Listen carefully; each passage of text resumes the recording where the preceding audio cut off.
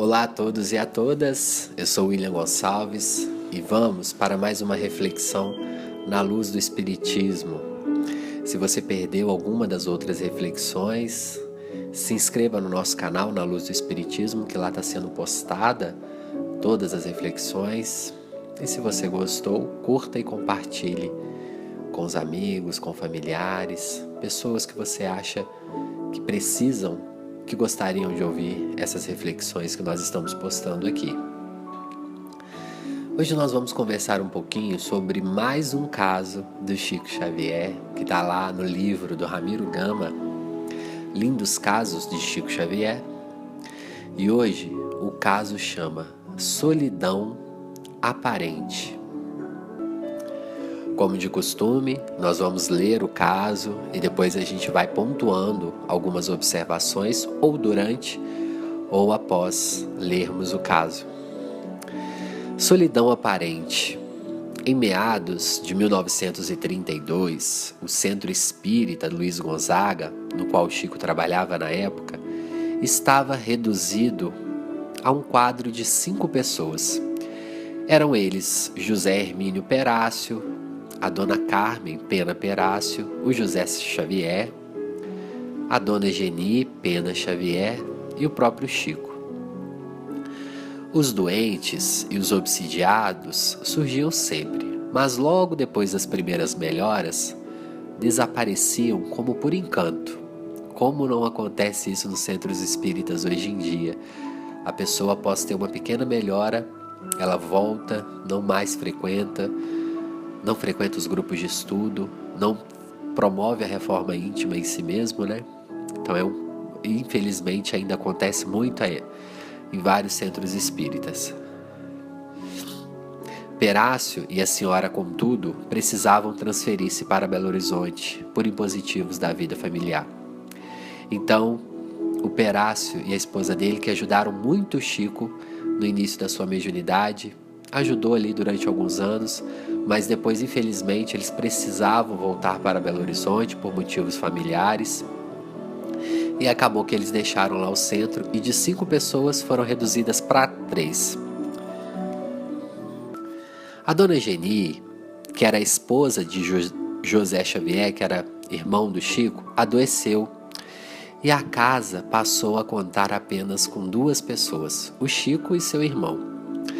José, no entanto, era celeiro e naquela ocasião foi procurado por um credor que lhe vendia couros. Credor esse que insistia em receber-lhe os serviços noturnos, numa oficina de arreios em forma de pagamento. Por isso, apesar da boa vontade, ele necessitou interromper a frequência no grupo, pelo menos por alguns meses. Vendo-se sozinho, Chico Xavier também quis ausentar-se. Ele pensou, o que eu vou fazer aqui nesse centro sozinho, sem ninguém? Mas, na primeira noite em que ele achou-se sozinho no centro, Emmanuel quase que se corporificou na frente dele e falou: Chico, você não pode e nem deve afastar-se. Prossigamos em serviço. E o Chico perguntou para ele, mas continuar como? Nós não temos frequentadores. E o Emmanuel olhou para ele e falou, e nós? Disse o espírito amigo, nós também precisamos ouvir o Evangelho para reduzir nossos erros. E além de nós, temos aqui numerosos desencarnados que precisam de esclarecimento e consolo. Abra a reunião na hora regulamentar, estudemos juntos a lição do Senhor e não encerre a sessão antes de 2 horas de trabalho. Foi assim que por muitos meses, durante os anos de 1932 a 1934, o Chico abriu o pequeno salão do centro, fazia a prece de abertura às 8 da noite em ponto. Em seguida, abria o Evangelho segundo o Espiritismo ao acaso e lia essa ou aquela instrução, comentando-a em voz alta.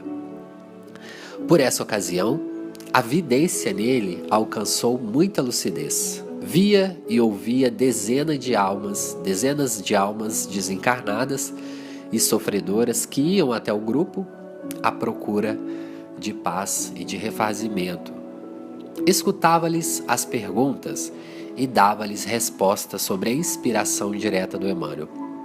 Para os outros, no entanto, orava, conversava e gesticulava sozinho. Os encarnados achavam que ele estava ficando doido.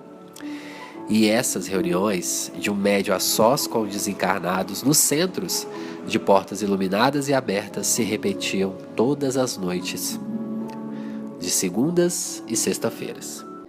Gente, quantas lições nós podemos tirar desse caso do Chico?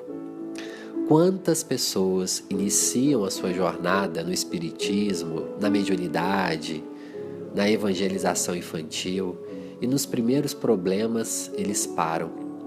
Se tem poucos participantes, já é uma desculpa. Ora, nós somos espíritas, acreditamos num plano espiritual, em espíritos que vêm até as nossas casas nos ouvir. Quantas pessoas não conseguem realizar o evangelho no lar sozinhas, pois acham que estão fazendo uma besteira, lendo ali em voz alta só para elas mesmas? Em primeiro lugar, que é um benefício direto para nós mesmos, lermos o evangelho e interpretar, porque vai ajudar na nossa reforma íntima. Em segundo lugar, nós já gravamos uma reflexão sobre o evangelho no lar aqui, como eu disse e repito, espíritos familiares, espíritos amigos, vêm no dia do Evangelho do Lar para ler conosco, para nos inspirar e por vezes, quando a casa cria um ambiente favorável, quando a gente mantém aquilo numa rotina, espíritos sofredores que necessitam ouvir o Evangelho e que às vezes vai conseguir ouvir só o encarnado por estar numa vibração muito baixa, ouve a pessoa que está fazendo o Evangelho. Então, quantas casas são usadas utilmente durante o Evangelho no lar? Portanto, se você é espírita sozinho na sua casa, realiza o Evangelho sozinho, ore pelos outros membros da casa, pela proteção do lar e convide os outros familiares para participar. Se eles não quiserem, também respeita. Vai ter espíritos ali te ouvindo, te auxiliando. Não precisa de ficar com medo. É algo super natural, os mentores levam, fazem uma proteção fluídica. É uns espíritos que não são aqueles espíritos que estão numa vibração de ir para uma reunião mediúnica, mas que talvez já estejam um pouco mais conscientes, precisam ouvir o Evangelho, precisam ter um choque anímico ali, não incorporado, mas seja, perceber a realidade. E quantos obsessores se esclarecem também durante esse evangelho no lar, obsessores talvez de nossos familiares ou até nossos mesmos, que quando a gente faz esse evangelho, lê uma mensagem, eles vão acordando espiritualmente, portanto realizem.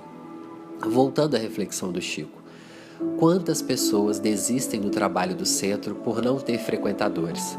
Quantos grupos de estudos fecham por às vezes ter 1 ou 2 membros? Nós estamos justificando erros, estamos justificando o fechamento desses grupos, por não haver participante, mas e os participantes do plano espiritual? E tudo é com calma, um grupo de estudo precisa amadurecer, e ele vai amadurecer com a rotina, com o aprendizado também dos que estão ali para esclarecer. Olha que curioso, Chico, durante esses 2 anos, desenvolveu muito a vidência e desenvolveu a sua oratória, a sua conversa, o seu esclarecimento com o Espírito. Então, provavelmente, a equipe espiritual pode ter provocado isso num bom sentido para que ele se desenvolvesse a humildade e desenvolvesse o aprendizado. Quantos médiuns hoje em dia já querem chegar e ter, ou palestrante, querem chegar, por exemplo, e encontrar um salão cheio? Gente, no começo nós talvez vamos fazer palestras para 1, 2, 3 pessoas. O importante é continuar, o importante é persistir. E outra, o público nunca é o mais importante é o conteúdo que a gente fala, é aquilo que a gente vai levar e principalmente aquilo que a gente vai estudar, porque os primeiros estudantes somos nós mesmos. Nós é que estamos ali estudando o Evangelho, aprendendo para passar para o outro.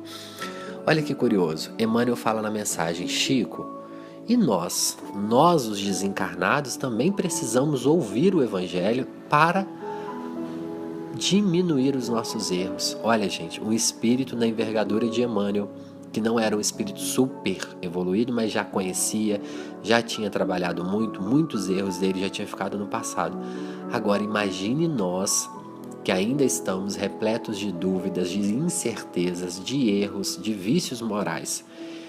O Emmanuel uma vez também falou para o Chico que certa vez ele foi num congresso espiritual, no plano espiritual, numa região um pouco mais elevada, e quando ele chegou lá, estava vendo um estudo sobre o Evangelho de Jesus, e ele se sentiu como um crocodilo diante daqueles espíritos, ou seja, eram tantas informações delicadas e abundantes sobre o Evangelho que ele falou, poxa, o que eu conheço do Evangelho não é nem 1%. Você já teve essa sensação? Às vezes você lê um capítulo do Evangelho segundo o Espiritismo ou uma mensagem de Jesus, você tem que ler 3, 4, 5 vezes. E cada vez que você lê, traz uma interpretação diferente, uma conotação diferente. O Evangelho tem essa magia. Por isso estude e reestude o Evangelho sempre. Com ou sem participantes, com ou sem amigos. Sempre terá espíritos ali próximos de vocês. Não vamos achar que um centro cheio ou que uma casa cheia que tem que nos motivar a trabalhar. Se você é médium e chegou na sua reunião, só tem 1 ou 2 pessoas, faça a reunião, ore, leia o Evangelho, incorpore. Se você é palestrante, chegou numa casa, só tem 1 ou 2 participantes, abra a palestra normalmente, faça, vão ter espíritos ali precisando, e se não tiver nenhum espírito ali, você precisa ouvir o Evangelho, o palestrante, eu que estou aqui falando sobre o Evangelho, eu preciso de ouvir essa reflexão, porque eu ouço antes de vocês e depois eu passo para vocês. Não se enganem, gente, não acham que o palestrante está ali é um espírito super evoluído. Muitos palestrantes estão precisando mais daquele conteúdo do que a plateia, por isso que ele estuda 2 vezes, ele estuda para montar, depois ele estuda para repassar, e às vezes ele dá aquele estudo em 10, 20, 30 centros espíritas. Então não é à toa, ele precisa sim reaprender o Evangelho constantemente, e talvez ele mesmo pediu para que isso acontecesse, para que ele fixasse na memória aquele Evangelho. Então, gente, não vamos desistir com os problemas, com os desafios da vida. Chico teve muitos desafios. Quantas pessoas iam e vinham? Quem trabalha em casas espiritualistas ou casas espíritas sabe que direto trabalhadores param, direto os trabalhadores faltam. O que não justifica, tá, gente? Mas assim, faltam. Então não vamos deixar isso como desculpas. Então não vamos deixar essas desculpas nos atrapalhar no nosso desenvolvimento. Claro, tem um motivo justo para não ir? Não vá, resolva o seu problema antes. Mas algo que é frequente, o médium que, por exemplo, vai em uma reunião mediúnica e falta 3, algo ali está acontecendo. Então pare para pensar. O Evangelho no Lar é a mesma coisa. Não deu para fazer uma semana, teve um problema, teve que resolver uma situação, ótimo. Mas mantenha uma mantenha uma constância, né, no Evangelho, no lar, porque vão ter espíritos ali e até o ambiente da sua casa vai ficar melhor, com ou sem participante. Quantas pessoas não desenvolvem a mediunidade assim, estudando o Evangelho, estudando as leis morais, para que cresça e aí sim possam estar prontos para dar uma comunicação espiritual, para fazer uma palestra. Vou parando por aqui. Deus os abençoe pela paciência. E até a próxima reflexão. Se você ainda não curtiu o canal, se você ainda não se inscreveu no canal, se inscreva, nos ajude a fazer com que essas reflexões cheguem um pouquinho mais longe, ok? Obrigado.